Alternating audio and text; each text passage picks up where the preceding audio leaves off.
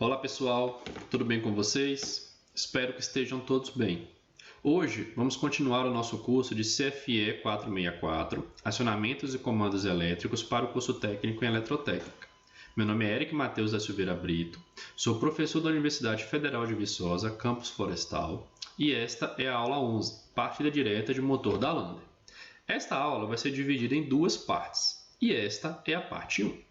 Nesta aula, pessoal, vamos ver o que é o motor da Lander, né? Algumas características desse motor, que é um motor capaz de operar em duas velocidades diferentes, e como que esse motor opera com essas duas velocidades através da mudança do número de polos. Em seguida, na parte 2, vamos ver uma simulação da partida direta sem reversão e da partida direta com reversão desse motor, e finalizaremos com uma análise do dimensionamento dos componentes para essa partida.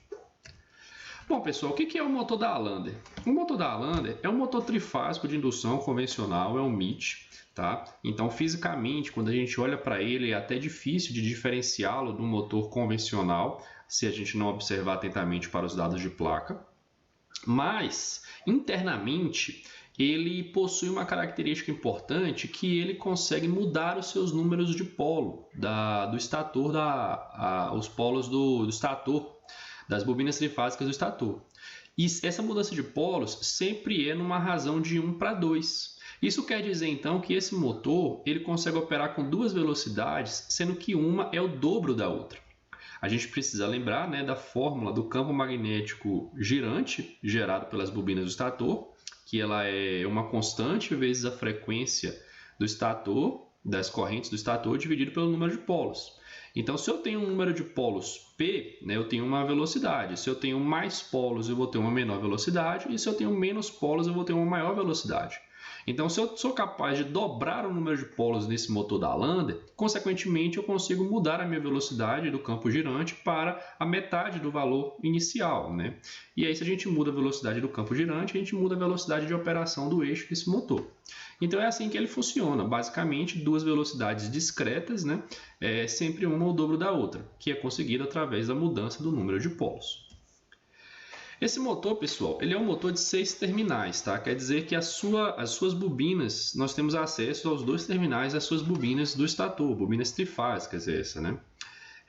Se a gente lembrar de um enrolamento, de uma configuração em trifásica, a gente pode configurá-la em delta ou em estrela, certo? Só que, no caso desse motor, a gente ainda tem duas possibilidades para cada um desses caras, né? A gente pode ligar o que a gente chama de duplo delta, que seria delta em paralelo, né? Seria algo mais ou menos assim.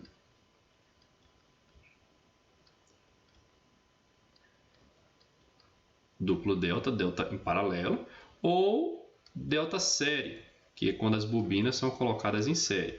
Isso aqui, pessoal, quer dizer que cada bobina de uma fase ela é dividida em duas meias bobinas. E essas meias bobinas elas são ligadas em série e paralelo. Então, isso aqui seria um duplo delta, por exemplo, que seria um delta paralelo. Isso aqui seria um delta convencional, né, ou um delta série, ok? A mesma coisa a gente consegue fazer com o Y, ok? Lembrando que a gente não tem acesso a esses terminais intermediários dessa configuração. Essa é uma configuração feita internamente. O que a gente tem acesso somente aos terminais das extremidades de cada fase. Por isso são 6 terminais. Como a gente tem duas velocidades, quer dizer que uma velocidade pode ser uma configuração e a outra velocidade pode ser outra configuração. Isso nos daria 8 possibilidades de ligar o nosso motor da Lander de 6 terminais. Só que muitas dessas configurações não são usuais. Então, tipicamente, valores comerciais, aí, né, motores comerciais, eles vêm em 3 configurações, que é a delta série para menor velocidade, Y paralelo para maior velocidade, Y paralelo para menor velocidade, delta série para maior velocidade, e Y série para menor velocidade e Y paralelo para maior velocidade. Então, tudo isso aqui vou chamar aqui de N1, que seria a menor velocidade, barra N2, que seria a maior velocidade. Tá? E a gente vai ver como que isso aqui é feito para conseguir alterar o número de polos e, consequentemente, mudar essa velocidade. Tá?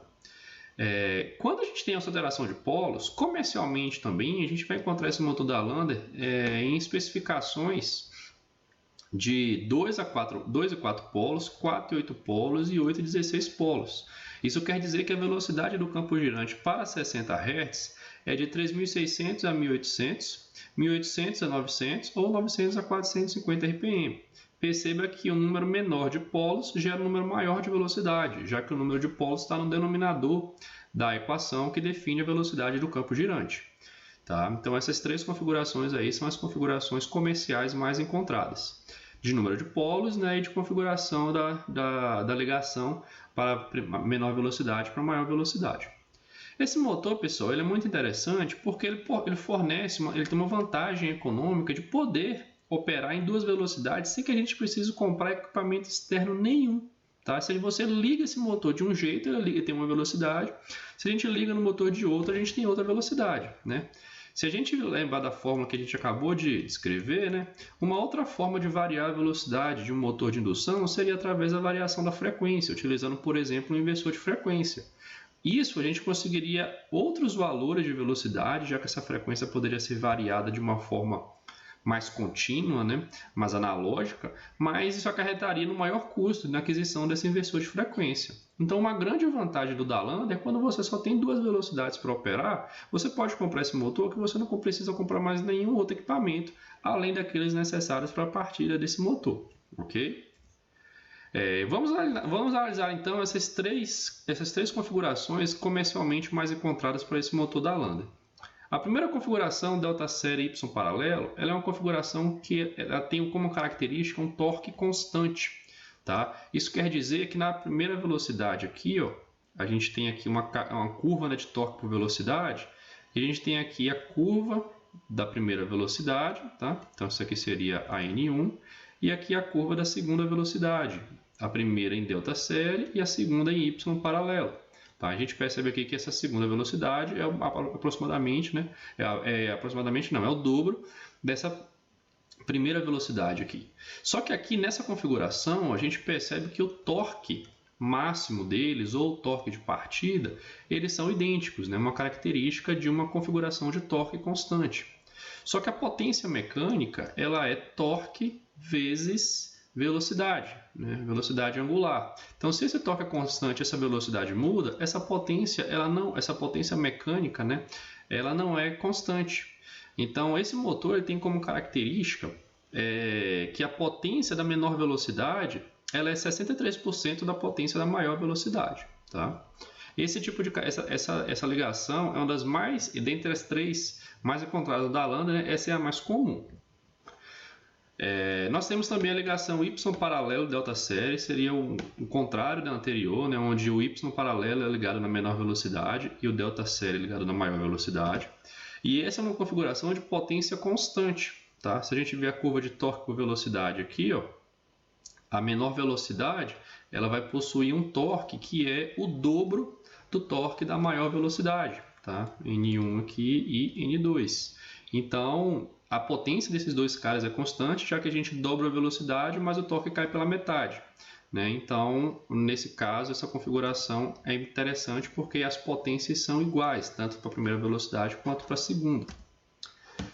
E no terceiro caso, a gente tem a ligação Y paralelo Y série, né? É uma característica que tem torque variável. Esse torque variável com a velocidade, pessoal, ele pode ser linear ou ele pode ser quadrado. Ele pode ter uma variação, né? Se a gente pensar assim no torque por velocidade, ele pode ter uma variação linear ou ele pode ter uma variação quadrada. Esse aqui é o torque de carga, né?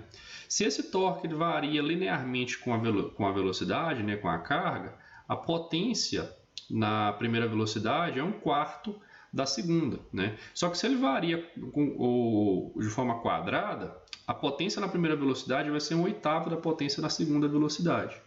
Então são características aí, né, das três configurações mais encontradas no motor Dalander. E aqui tem um dado de placa desse motor, o motor da AWEG, né? E é um motor para configuração de torque constante, né? Então é o delta série na menor velocidade e o Y paralelo na segunda velocidade. Como a gente pode ver aqui, pessoal, a tensão de alimentação desse motor não muda, é a mesma para as duas velocidades. Isso é uma questão muito interessante, porque outros tipos de partida com configurações trifásicas diferentes, elas variam as tensões de aplicação, como é o caso, por exemplo, de uma configuração do motor Y-delta. Né? Esse motor Y-delta ele tem tensões nominais diferentes. Mas no caso do motor da Lander, as duas velocidades vão operar na mesma tensão. Só que a potência, para esse caso específico aqui, né, a potência da menor velocidade é 63% o valor da potência da maior velocidade. A gente consegue ver aqui, por exemplo, que em cavalo-vapor, esse motor ele tem 1 CV na alta rotação e 0,63 na baixa. Essa mesma relação se mantém aqui para o valor em HP. Tá? Aqui a gente tem o valor das velocidades, ó, 1.720 por 3.445. Há uma pequena diferençazinha aqui, a gente tem que levar em conta o escorregamento, tá? Mas uma conclusão também é que a corrente na menor velocidade ela é menor do que a corrente na maior velocidade. Esse motor, pessoal, na menor velocidade, ele não opera em suas condições nominais, tá? Ele vai possuir uma velocidade mais baixa, né? Mas ele vai trabalhar fora do seu ponto nominal. Isso faz com que o rendimento na menor velocidade seja inferior a maior rotação, tá? Então o rendimento na mais alta velocidade ele é maior. Isso pode ser explicado até pelo fator de potência aqui das duas relações. A gente percebe que o fator de potência para a menor velocidade ele é bem inferior ao fator de potência da mais alta velocidade. Mas como que esse motor, então, ele consegue fazer, né, essa alteração do número de polos através de uma conexão desses enrolamentos? Vamos voltar aqui só para a gente entender, por exemplo, na ligação que é mais simples de entender, que seria a delta série Y paralelo. Olha só, aqui eu tenho 6 terminais disponíveis. Esse motor aqui, vamos supor que ele é um motor de 4 para 8 estrelas. 8 polos, tá? Se ele é um motor de 4 para 8 polos, na configuração de 8 polos, ele vai ter uma menor velocidade, que seria esse caso aqui, N1, que é a menor velocidade. E na configuração de 4 polos, ele vai ter uma maior velocidade, que seria esse caso aqui. Na configuração de 8 polos, né, que seria a menor velocidade, eu conecto as minhas fases. Ó. Aqui eu vou conectar o R, por exemplo. Aqui eu conecto o S e aqui eu conecto o T. E eu deixo esses terminais intermediários aqui das bobinas, das semibobinas, né, das bobinas na metade aqui, em aberto, tá? E completamente isolado, não conecto nada neles aqui. Beleza. Para eu fazer a alteração para a maior velocidade, eu vou dar um curto nesses terminais aqui, ó, tá? Eu vou ligá-los todos no mesmo ponto e eu vou alimentar agora, vou tirar esse R, esse S, esse T daqui e vou ligar aqui agora, ó, R e S, T. Com isso, essa ligação torna-se essa. Ó. Se a gente parar para analisar só uma fase aqui, ó, a corrente entra por aqui, se divide por aqui e vem para o ponto comum. Ou seja, ela entra por aqui, se divide por aqui e vem para o ponto comum. Mesma coisa para as demais fases, né? Entra por aqui, se divide por aqui, retorna no ponto comum. Entra por aqui, se divide por aqui e retorna no ponto comum. Então, essa ligação delta série vira essa Y paralelo. É assim que é feito a mudança de polos através é feita a conexão, né, dos terminais lá para fazer a mudança de polos. Internamente na máquina, o que acontece, tá, pessoal? Aqui vamos analisar aqui a configuração para menor velocidade, tá? Olha o que acontece. Quando a gente conecta aqui os terminais, ó, vamos dar uma olhadinha no dado de placa aqui, só para a gente ver, ó, o que o dado de placa recomenda? Ó, na velocidade 1, que é a mais baixa, né, a gente liga o R, o S e o T, o L1, L2, L3, e deixa os terminais da alta velocidade em aberto. Já no caso da alta velocidade aqui, a gente dá um curto nos terminais da baixa velocidade, né, e liga os terminais da alta velocidade no RST, ou no L1, L2, L3. O que acontece quando a gente faz isso, pessoal?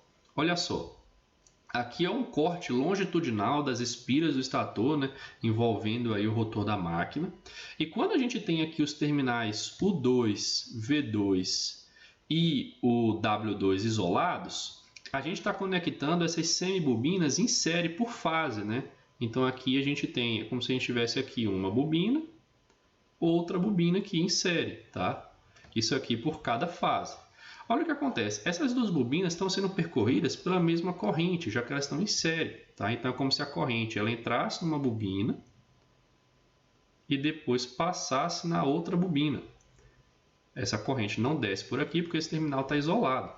Como ela faz isso? Essas bobinas elas vão ter a direção, né, do campo magnético que elas geram é igual, já que elas estão sendo percorridas pela corrente no mesmo sentido, mas a gente vai ter aqui o que a gente chama de polos consequentes, né? São polos intermediários entre duas bobinas alimentadas pela mesma corrente. Então a gente tem aqui um polo magnético ativo, é um polo que é gerado diretamente pela corrente que passa nessa espira, né? E a gente tem aqui entre duas espiras os polos consequentes de polaridade invertida. Então perceba que nessa ligação aqui, para uma análise para duas espiras, a gente teve aqui, por exemplo, 4 polos, tá? Quando a gente alimenta agora esse cara através aqui, a gente alimenta agora através do U2, do V2 e do W2, a corrente agora ela vai se dividir entre as espiras, tá? Aqui, por exemplo, uma corrente ela vai entrar numa espira em um sentido, vai passar aqui na outra espira em outro sentido, certo? Com isso, essas correntes, como elas estão percorrendo a espira em sentidos contrários, elas vão gerar campos magnéticos, polos magnéticos contrários, e não vai existir aqui nenhum polo consequente entre elas. Então, nessa ligação, a gente tem 2 polos magnéticos. Se a gente lembrar, menor número de polos, maior velocidade, né? Maior velocidade. Maior número de polos, menor velocidade. Então, isso aqui é só uma análise bem simplista, né, de como que funciona essa mudança de polos através dos enrolamentos. Mas o que nos interessa mesmo é a partida desses motores, né, como que a gente vai utilizá-los aí para fazê-lo funcionar na velocidade, tanto na velocidade baixa como na velocidade alta. Bom, pessoal, então, com isso a gente finaliza a parte 1 desta aula. E agora, na parte 2, nós vamos ver como que a gente aciona, né, como que a gente faz a partida desse motor, tanto na baixa quanto na alta velocidade. Vejo vocês na parte 2.